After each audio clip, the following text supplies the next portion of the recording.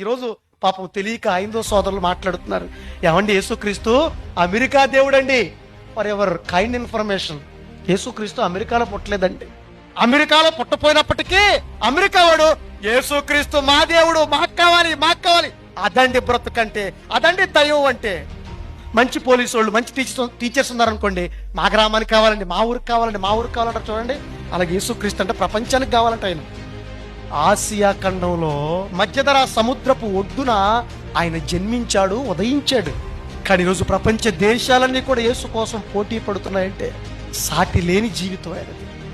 తూర్పు దేశపు జ్ఞానులట యెరూషలేములోకి వచ్చేసి, యూదుల రాజుగా పుట్టినవాడు ఎక్కడ? ఎవరండి పుట్టింది? ఎవరు? యేసుక్రీస్తు పుట్టాడు. పుట్టుకతోనే రాజు ఎవడైనా అవుతాడా అండి? పుట్టగానే ఎవరైనా కలెక్టర్ అవుతాడా? పుట్టగానే ఎవరైనా ఐపీఎస్ అయిపోతారా? పుట్టగానే ఎవరైనా సీఎం అయిపోతారా? కానీ నా క్రీస్తు పుట్టగానే రాజు అయిపోయాడు.